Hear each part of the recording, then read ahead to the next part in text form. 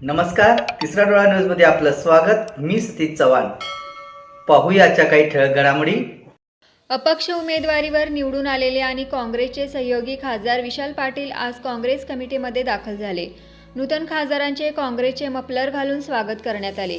काँग्रेसचे नेते आणि माजी मंत्री विश्वजित कदम यांच्या उपस्थितीत सांगलीत काँग्रेस कमिटीमध्ये कार्यकर्त्यांची आढावा बैठक आयोजित करण्यात आली होती।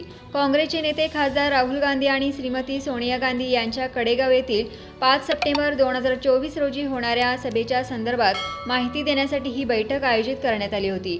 दरम्यान सिद्धरामय्या साहेबांची सांगलीमध्ये सभा झाल्यानंतर काँग्रेस विचारांचा खासदार निवडून आला। आता श्रीमती सोनिया गांधी आणि राहुलजी गांधी यांची कडेगाव येथे सभा झाल्यावर सांगली जिल्ह्यात 4 ते 5 आमदार निवडून येतील असे मत खासदार विशाल पाटील यांनी व्यक्त केले। सांगली महानगरपालिका असेल, मिरज तालुका असेल, तासगाव, कवठेमंका ज्या परिसरातील मागच्या आपल्या अपेक्षेप्रमाणे लोक आले त्या लोकांनी आता जास्तीत जास्त ताकदीने आपण तिथं जायचं आहे आणि तो कार्यक्रम मोठा करून जसं आपण ह्या सिद्धरामय्या साहेबांच्या कार्यक्रमामुळे खासदार केला तसंच येतं आता ह्या सोनियाजींच्या राहुलजींच्या कार्यक्रमामुळे जिल्ह्यात किमान 4 ते 5 आमदार हे काँग्रेस पक्षाचे।